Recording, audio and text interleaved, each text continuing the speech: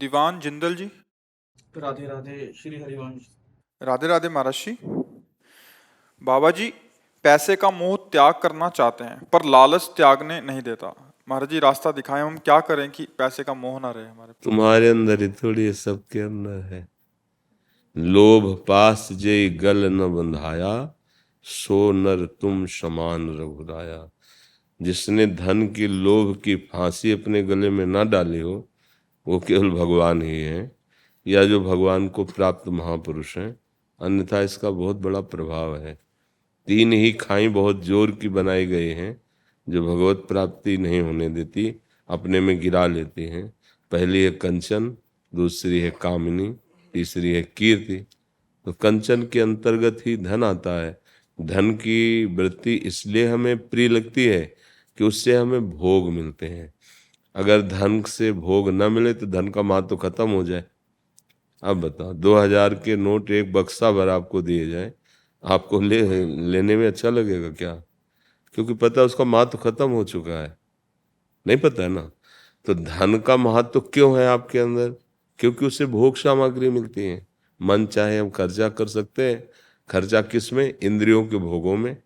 खा सकते हैं, देख सकते हैं, सुन सकते हैं, अच्छी विलासता से रह सकते हैं, क्योंकि अर्थ से इंद्रियजन्य भोगों की लालसा हुई। अच्छा, अब इंद्रियजन्य भोगों पर आते हैं। तो कौन सा ऐसा भोग है जिसको प्राप्त करने के बाद आप ये कह देंगे कि अब मुझे नहीं चाहिए? कोई भी आप विचार करके बताइए, जिसके प्राप्त हो जाने पर आप ये कह दें कि अब कछुनाथ न चाहे मुझे। ऐसा एक भी भोग नहीं है। महाराज ययाति चक्रवर्ती सम्राट शुक्राचार्य जी की पुत्री बहुत ही सुंदर देवयानी जी, पत्नी रूप में प्राप्त किया, खूब विषय सेवन किया। फिर आगे घटना घटी तो उनके बुढ़ापे की दूरी के लिए वरदान मिला कि आप अपने किसी पुत्र की जवानी ले सकते हैं। तो उन्होंने अपने पुत्र का यौवन लेकर फिर भोगा, हाथ कुछ नहीं लगा। तो उन्होंने ये लिखा कि भगवान से विमुख पुरुष की संपूर्ण संसार की सुंदरियां जौ धान्य भोग सामग्री दे दी जाए तो भी उसको तृप्ति नहीं होगी। फाइनल में बड़े बड़े महापुरुषों ने देखा, भोगों में कभी शांति नहीं है, त्यागात शांति अनंतरम। भोगों के त्याग से शांति है। अब मन इतना मलिन है कि ये समझाने में समझ में नहीं आता। लगता है हम भोग रहे हैं, उसमें आनंद मिल रहा है, आप कह रहे हो कि मिल नहीं रहा। तो जब शराब आदमी पीता है, नाली में पड़ा होता है, तो उसको दुख थोड़ी होता है। उसको ऐसा लगता है जैसे बादशाह है, उसको कोई परेशानी नहीं है। नाली में पड़ा है, उठने की हिम्मत नहीं, परमानंद, लेकिन असल में परमानंद का भी अनुभव नहीं हुआ। तो यदि हम भगवान के आश्रित होकर के नाम जप करें और नाम में हमारी महत्व बुद्धि हो जाए जैसे धन में होती है, तो आप इस लोक में भी सुखी हो जाएंगे और परलोक में भी सुखी हो जाएंगे। नाम जप नहीं है तो ये धोखेबाज माया हमको ऐसे ही फंसाकर पूरा जीवन नष्ट कर देती है। कहीं सुख नहीं है, कहीं सुख नहीं। कई बार हम इस बात को विस्तृत करके बताना चाहते हैं कि अपने लोग भ्रम में फंस गए हैं। भ्रम में एक कुत्ता हड्डी को पा गया तो दूसरे कुत्ते ने देखा तो उससे बचने के लिए एकांत में भागा और जाकर खूब हड्डी को चबा रहा है। उसी के गलफरों से खून निकल रहा है और उसको बड़ा मजा आ रहा है कि हड्डी में स्वाद है। ठीक ऐसे ही हमारे मन की दशा है। हमारी ही जीवनी शक्ति नष्ट होती है और हमें बड़ा मजा आ रहा है, हमें बड़ा सुख मिल रहा है। हर इंद्रिय हमको अपना गुलाम बनाती चली जा रही है, हमारा नाश करती चली जा रही है। नए नए बच्चे ड्रग्स, भांग, चरस, गांजा, शराब, अफीम अपने जीवन को नष्ट करते जा रहे हैं। उनको लग रहा बड़ा मजा आ रहा है। व्यभिचार, उनको लग रहा बड़ा मजा आ रहा है। तो बुद्धि हमारी खराब हो चुकी है। जब तक बुद्धि शुद्ध नहीं होगी तब तक बात नहीं बनेगी। और बुद्धि शुद्ध होने का एक उपाय रह गया है। और भी उपाय साधनाएं हैं पर कलयुग है, नहीं कर सकते आप। एक उपाय है, जैसे बने भगवान का नाम लेना शुरू कर दो। राधा राधा कृष्ण कृष्ण राम राम हरि हरि, जो नाम प्रिय हो। ये अपवित्र पवित्रो वा सर्वावस्थांगतो पिवा, यह स्मरेत पुंडरीकाक्षम सवायाभ्यंतरा शुचि, वो भीतर और बाहर दोनों जगह पवित्र कर देगा। धन सच्ची मानिए तुम्हारे चरणों में लुटेगा। यदि तुम धनाध्यक्ष कुबेर जिनके चरण सेवक हैं, लक्ष्मी जिनकी चरण चापती हैं, उन भगवान का आश्रय ले लो। पर ये जल्दी समझ में नहीं आता, माया के कारण लगता है भाई करना तो पड़ेगा ही, भगवान के आश्रय से क्या होगा, राम राम कहने सब काम बन जाएगा क्या? सच्ची सब काम बन जाएगा। विश्वास नहीं है, सब बन जाएगा। सब व्यवस्था अनंत ब्रह्मांडों की वो करते हैं, आपकी भी कर्मानुसार आपको कर रहे हैं। पर यदि नाम जपने लगेंगे तो फिर कर्मानुसार नहीं होगी, फिर पक्षपात हो जाएगा, फिर भगवान पक्षपात कर लेते हैं। सुदामा जी के भाग्य में लिखा था 6 श्री, लक्ष्मी का नाश, दरिद्रता। और जब भगवान ने उनके प्रेम भरे तंदुल पाए तो उनका भाग्य बदल गया, लिख गया यक्ष श्री। यक्ष कुबेर, कुबेर की भी संपत्ति लघु हो जाए ऐसे धनवान। सुदामापुरी का निर्माण हो गया। तो विधाता ने पूछा उनसे कि प्रभु इनके तो भाग्य में हमने 6 श्री लिखा था, अब यक्ष श्री कैसे हो गया? पक्षपात देखो। तो भगवान ने कहा इन्होंने बहुत बड़ा भंडारा कर दिया। तो कहा प्रभु खाने को तो है नहीं, भंडारा क्या कर दिया? बोले जब हमने तंदुल पाए ना तो हमारे रोम रोम में कोटि कोटि ब्रह्मांड वास करते हैं। तो जब मैं तृप्त हुआ तो करोड़ों ब्रह्मांड तृप्त हो गए। तो करोड़ों ब्रह्मांडों के भंडारे का जो फल है लिख दो उसके भाग्य में। भगवान के आगे किसी चलती है क्या? यक्ष श्री, यक्ष श्री। हम समझ नहीं पाते, बस ऐसा लगता है कि शास्त्रों में लिखा है वो सत्य बात है कि नहीं, अक्षरशः सत्य है। शास्त्र में जो लिखा है अक्षरशः सत्य है। एक बार मार्कंडेय जी के जो पिता थे मृकंड ऋषि, उन्होंने देखा, बड़े ज्योतिषाचार्य थे, कि पुत्र की आयु की तो 5 साल की आयु थी, बस फिर खत्म। और बड़े चिंतित हुए कि इतने तपस्या के बाद तो पुत्र हुआ, वो भी 5 साल जीवित रहेगा। अब इसके हम भाग्य को कैसे पलट सकते हैं? जो विधना ने लिख दिया, 6ठी राव के अंक, राई घटे न तिल बढ़े, रहुरे जीव निशंक। तो उन्होंने एक उपाय, जितने संत भगवान आते गंगा स्नान करने, सबको साष्टांग दंडवत करो, ये शिक्षा दे दी। तो गुप्त रूप से भ्रमण करते थे बड़े बड़े महापुरुष। तो सनक सनंदन सनातन सनत कुमार चारों ब्रह्म ऋषि गुप्त रूप में भ्रमण कर रहे थे। तो जब बच्चे ने प्रणाम किया तो उनका चिरंजीवी भव, बस पकड़ लिया। मरकंड ऋषि ने कहा प्रभु आपने गलत कह दिया, ये तो अभागी है, 5 वर्ष में मरने वाला है, आपने इसे चिरंजीवी कह दिया। तो उनका कह दिया तो कह दिया, अब तो चिरंजीवी होगा। कैसे होगा? बोले वो हम विधान बनाएंगे।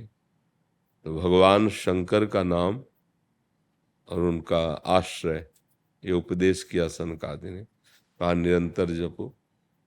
जब उनका मृत्यु का समय आया तो सनकादि वहीं उपस्थित थे और शिवलिंग के पास मार्कंडेय जी को बैठाला और कहा आलिंगन करो इनका, और जो कह रहे हैं वो जप करो। तो नाम दिया, मंत्र दिया, जप करें। मृत्यु आई, हिम्मत नहीं हुई कि अंदर प्रवेश कर सके, क्योंकि सनकादि निरंतर भजन परायण। तो स्वयं मृत्यु ने भगवान शंकर का स्मरण किया कि आपका ही सब बनाया हुआ खेल है और आपकी शरण में है और आपके जन रक्षा कर रहे हैं और मेरा टाइम है इसको ले जाने का, अब आप आदेश कीजिए। तो भगवान शंकर प्रकट हो गए और उनका समस्या क्या है? बोले इसकी आयु खत्म है, 5 वर्ष की है।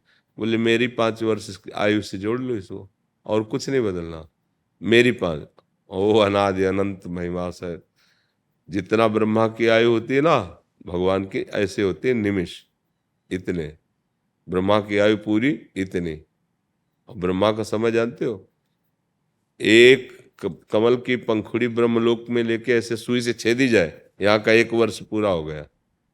और ऐसे ब्रह्मा की पूरी दिव्य 100 वर्ष की आयु भगवान का निमिष है, आज भी है मार्कंडेय जी। हम लोग कथा केवल सुनते हैं, कहते हैं, पर विश्वास नहीं करते भगवान पर। भगवान पर विश्वास करें। धन में सुख नहीं है, पक्का मान लो। आप बताओ कितना मिल जाए तो आप सुखी हो जाएंगे? जितना आप सोचेंगे उससे कई गुना किसी के पास है। तुम तो मतलब अपने ही दुख को जानते होगे। अपने लोग सबकी बातें जानते हैं क्योंकि सब मिलते हैं आकर के। ऐसे ऐसे हैं कि वो खुद नहीं जानते उनके पास कितना धन है, इतने धनी है, पर कितने परेशान हैं। अगर वो बात आपके सामने रखें तो आप आनंदित हो जाएंगे कि यार हम बड़े सुखी हैं। जब तक भगवान का आश्रय नहीं, भगवान का भजन नहीं, तो शांति नहीं मिल सकती। देखो, बहुत अच्छे से समझ लो, इंद्र के समान किसी के पास ऐश्वर्य, वैभव, सुख सामग्री है ही नहीं। ऐसी अप्सराएं जो उतर जाए ना मृत्यु लोक में, तो प्राण निकल जाए, देख के प्राण निकल जाए। बड़े बड़े ऋषियों को क्षोभ हो गया और वो ब्रह्मचर्यहीन हो गए देख के। ऐसी सुंदरियां हैं, ऐसी सुंदरियां, ऐसा ऐश्वर्य, ऐसा पद, ऐसी में उसको भी शांति नहीं है। देवराज इंद्र को भी शांति नहीं है। वो भी विषयों से लालायित रहते हैं। अप्सराओं को छोड़कर एक ब्रह्म ऋषि की, एक महात्मा की कुटिया में जाके गलत आचरण करते हैं। सुना होगा अहिल्या प्रसंग। क्या है ये, क्या है? समझो, जरा विचार करके देखो, तुम क्या चाहते हो? उनके पास क्या है, कमी है? इसका मतलब चाहतों की पूर्ति नहीं हो सकती। बिना भगवान का भजन किए, भगवान का आश्रय लिए, कहीं कोई भी संतुष्ट नहीं है, चाहे जितने बड़ा पदाधिकारी हो विश्व ब्रह्मांड में। इसलिए जैसी परिस्थिति दी है भगवान ने, उसमें राजी रहना सीखो। जो दुख सुख है उसे भोगना सीखो, हिम्मत से लड़ना सीखो, और राधा राधा राधा राधा। तो ये जन्म आपका जो भी दुख सुख से लिखा हुआ है, भोग लो, आगे बढ़िया निर्मल हो जाओगे, एकदम हंस हो जाओगे, परम हंस हो जाओगे, भगवदानंद में डूब जाओगे। सत्य विषय यही है। और जादू टोना हो, जंतर मंत्र बंधवाना हो तो बहुत जगह है। बिना भगवान का आश्रय लिए कोई सुखी नहीं हो सकता। और आप भागे घूम रहे हो इधर उधर की, कोई जंतुर बांध दे, कोई कुछ। अरे आधा घंटा बैठकर रामायण पढ़ो, आधा घंटा बैठ के कीर्तन करो, रो रो के भगवान से प्रार्थना करो। अगर बदल न जाए सिस्टम तो हमें बता देना। मतलब ये हम बहाबूदी नहीं बता रहे हैं, अहंकार मत समझना। खाने को नहीं था, हमारे भिक्षुक थे। 1 रुपया जिसे कहते हैं ना, वो हमारे पास नहीं था, क्योंकि त्याग वैराग्य से रहते थे। एक व्यक्ति पानी देने वाला नहीं था, क्योंकि बाबा जी से कौन प्यार करेगा? किडनी फेलियर आदमी। और जब जरूरत पड़ी तो देखो मालिक की व्यवस्था देखो कैसे। ऐसे कभी किया नहीं, कभी करेंगे नहीं। मर जाए मंगवो भलो न बाप सो, जो प्रभु राखे टेक। उनसे भी नहीं मांगा है। तुम्हारी गरज हो तो करो। हम प्यार किया है तुमसे, कोई धंधा थोड़ी किया है। बस सब व्यवस्थाएं चल रही, सब। अंदर भयानक कष्ट है इस समय भी, वर्तमान में। एक ऐसा लगता है जैसे पूरे महल में आग लगी, एक कोने में ऐसी जगह है, एसी रूम, कि चुपचाप बैठ जाओ, वहां आंच नहीं पहुंचेगी। ऐसा कुछ है यहाँ। अगर भगवान की शरण में ना हो तो अभी अभी तुम्हें दिखाई देगा कि दुर्दशा किसे कहते हैं। दोनों किडनी फेल है। तो जो हमारा बचपन से हमने किसी जीव को ऐसे कष्ट नहीं दिया होगा, तब ये कष्ट है हिसाब में हमारे। तो तुम्हारा हिसाब कितना जमा होगा, तुम्हारी हालत क्या होगी, विचार करके देखो। अब ये कि हमारा आखिरी रजिस्टर है, खेल खत्म। तो इसलिए जो है फटाफट भुगवाया जा रहा है। चलो निकलो बाहर। अब मतलब जेल से मुक्त होने का समय आ गया है। तो इसलिए सब लीला है। मान लो आप रुपये की चिंतन में हो, अरबों रुपया होगा, करोगे क्या करोगे तुम? भोगे सामग्री ना, बढ़िया कपड़ा, बढ़िया गाड़ी, सब व्यवस्था, और एक्सीडेंट हुआ, गाड़ी में आगी लग गई, सब भर गए, उसी में जल गए। क्या हुआ? क्या क्या सुख ने? बोले इतने की गाड़ी थी, ऐसा ऐसा था, एक्सीडेंट हुआ था। मृत्यु लोक है होश में। धन में सुख नहीं है, भगवान के नाम में सुख है। इससे जो धन मिलता है वो बांधता भी नहीं है, क्योंकि भगवत प्रसाद रूप है ना। जैसे ऐसे मिठाई लो, 100 ग्राम पाओ, और वही 100 ग्राम मिठाई प्रभु को भोग लगवाओ मंदिर में, और फिर लो, तो इतने में भी इतना स्वाद सबको नहीं कहते वो इतनी इतनी मिठाई जो है ना भगवत प्रसाद हो गई तो एकदम आनंद है। वही मिठाई खरीद के खाओ आनंद नहीं मिलेगा। सत्यनारायण की कथा में जब पंचामृत बंटता था ना तो हम लोग बच्चे जब थे तो डबल लाइन लगा लेते थे। हाँ ऐसे जब चम्मच घर में बना लो, खूब दूध है खूब नहीं स्वाद आएगा क्योंकि भगवद अर्पित है। तो अगर तुम्हारा जीवन भगवद अर्पित हो गया तो आज जो बेस्वाद जीवन है वही आनंदमय। प्रसादे सर्व दुखानाम हानिरस्य उपजाते। बिना भगवान की शरण के, बिना भगवान के नाम के तुम ठगे जाओगे, तुम्हें छला जाएगा। चाहे वो माया हो, चाहे वो व्यक्ति हो, चाहे वो वस्तु हो, जो भगवान के चरणों से दूर कर दे वही हमें ठग रहा है। बस सीधी बात समझ लो और ये दिमाग में बैठा लो, पैसे से सत्य वस्तु की प्राप्ति नहीं होती। पैसे से तुम भोग खरीद सकते हो और पैसे से जो आशीर्वाद मिलता है वो नाटक मिलता है, ध्यान रखना। पैसे से सच्चिदानंद को खरीदा नहीं जाता, उसके लिए तो प्राण समर्पित किए जाते हैं। जैसे जैसे नाम जप करोगे तो भगवान कृपा करेंगे, भगवान कृपा करेंगे तो जा पर कृपा राम की हुई ता पर कृपा करे। ये सिद्धांत समझ लीजिए। ऐसा नहीं कि 10-5 लाख दे लेके तुम्हारा निपटारा हो जाएगा। हाँ वो धोखा है, तुम्हें छला जा रहा है। तुम्हारे कर्म को कोई भी विनाश नहीं कर सकता। अगर कर सकता है तो एकमात्र हरि।